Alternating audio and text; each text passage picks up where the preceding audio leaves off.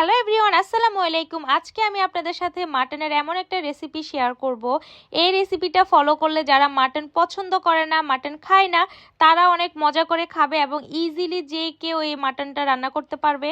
আমি ট্রাই করেছি আমার রেসিপিটা একটু ইজি রাখার জন্য, যাতে করে যে কেউ ইজিলি আমার রেসিপিটা ফলো করে মাটন এবং বিফ রান্না করতে পারে। যারা কিনা নিউ রান্না করছেন এবং খুব বেশি রান্নাতে এক্সপার্ট না, তারাও খুব ইজিলি একটা মজার মাটন অথবা বিফ রান্না করে ফেলতে পারবেন। প্রথমে একটা প্যানের মধ্যে একটু অয়েল দিয়ে নিচ্ছি। অয়েল কিন্তু অনেক কম দিবেন, কারণ মাটনে অনেক বেশি চর্বি থাকে, পর অনেক অয়েল বের হয়ে যায়।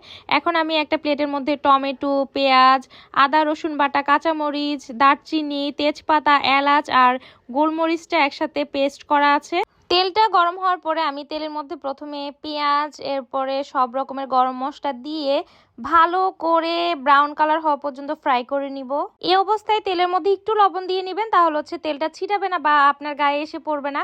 এখন হচ্ছে আমি রসুন বাটা, আদা বাটা, কাঁচামরিচ, টমেটো সব কিছু দিয়ে নিব এবং সব কিছু একসাথে মিক্স করে আবারও ব্রাউন কালার হওয়া পর্যন্ত ফ্রাই করে নিব।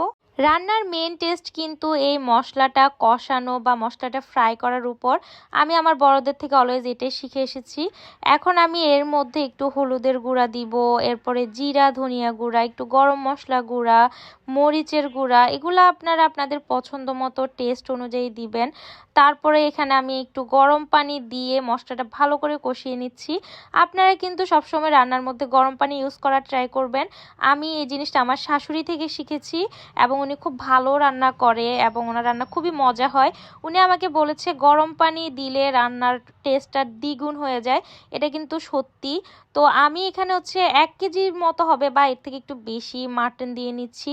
তারপরে আমি মাটনটা দেওয়ার পরে মাটনের সাথে মশলাটাকে খুব ভালোভাবে মিক্স করে কষিয়ে নিব। মশলার মধ্যে মাংসটা দেওয়ার পরে আপনারা 10 থেকে 15 মিনিট কষিয়ে নেবেন খুবই কম আঁচে। একটু হালকা পানি দিতে পারেন, আর টমেটো থেকে মাংস থেকে কিছুটা পানি বের হবে। খুবই কম আঁচে আপনারা 10 থেকে 15 মিনিট কষিয়ে নেবেন। মাংসটা 10 থেকে 15 মিনিট লো ফ্লেমে কষানোর পরে পানি এবং অয়েল ছেড়ে দিবে।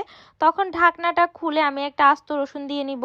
আমি যে কোনো হার্ড মিটের সাথে আস্ত রসুন খেতে খুব পছন্দ করি। আমাদের বাসায় অন্য কেউ খায় না, আমি নিজের জন্য জাস্ট একটা দিয়ে নিলাম। তারপর আমি আরও একটা টমেটো দিয়েছি, একটা টমেটোকে 4 টুকরা করে দিয়ে নিয়েছি। এটা এমনিতে গলে যাবে কিছুক্ষণ পর। দেন হচ্ছে আমি আবারও কিছু পানি দিলাম। আমি প্রায় 2 কাপের মতো পানি দিয়েছি। পানি দিয়ে আমি একটু 1 চামচের মতো টমেটো কেচাপ দিয়ে নিচ্ছি। এটা হচ্ছে আপনাদের টেস্ট অনুযায়ী, আপনারা চাইলে আর একটু বেশি দিতে পারেন, আবার নাও দিতে পারেন আপনাদের যদি ভালো না লাগে। আমার কাছে ভালো লাগে তাই আমি দিয়েছি। এই পর্যায়ে আপনি মাংসের মধ্যে 2 কাপ পানি মিক্স করার পর 30 থেকে 40 মিনিটের মতো একেবারে লো ফ্লেমে কুক করতে হবে, না হলে মাংসটা সেদ্ধ হবে না।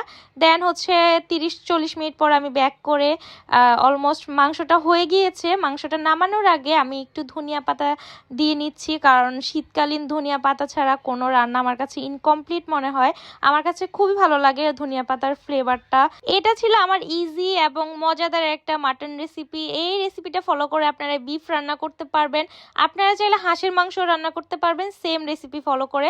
জাস্ট লবণ মরিচটা আপনাদের টেস্ট অনুযায়ী দিবেন। বিফের ক্ষেত্রে হচ্ছে আদা রসুনটা একটু বাড়িয়ে দিবেন, এটা হচ্ছে কমন সেন্স, কারণ বিফ হচ্ছে একটু হার্ড হয়। আরেকটা কথা বলিনি, আমি কোনো রান্নার এক্সপার্ট না, এটা কোনো কুকিং পেজ আর কুকিং চ্যানেলও না। সো আমি কোনো প্রফেশনালি কুকিং ভিডিও দিচ্ছি না, আমি জাস্ট র্যান্ডম নিজে খাওয়ার জন্য রান্না করে মাঝে মাঝে মন চাইলে ভিডিও শেয়ার করি, দ্যাটস ইট। সো আমার কাছে কেউ প্রফেশনাল কুকিং ভিডিও এক্সপেক্ট করবেন না। আমি জাস্ট যেভাবে নিজের জন্য রান্না করি বা নিজের জন্য কুক করি, ওই রেসিপিটাই আপনাদের সাথে শেয়ার করি। আপনারা আমার পেজে এমন রান্নার ভিডিও আরও দেখতে চান কিনা অবশ্যই আমাকে কমেন্ট বক্সে জানাবেন, এবং আপনাদের পছন্দের কোনো ডিশ অথবা কোনো রেসিপি থাকলে আমাকে কমেন্টে ডিশের নামটা বলে দিবেন। ইনশাল্লাহ আমি ট্রাই করব আপনাদের সাথে শেয়ার করার। ভিডিওটা ভালো লাগলে অবশ্যই ভিডিওতে লাইক কমেন্ট শেয়ার করে আমার পেজটা ফলো করবেন অথবা চ্যানেলটা সাবস্ক্রাইব করবেন। আর এই রেসিপিটা আপনাদের কাছে কেমন লেগেছে অবশ্যই কমেন্ট বক্সে আমাকে জানাতে ভুলবেন না। Thank you.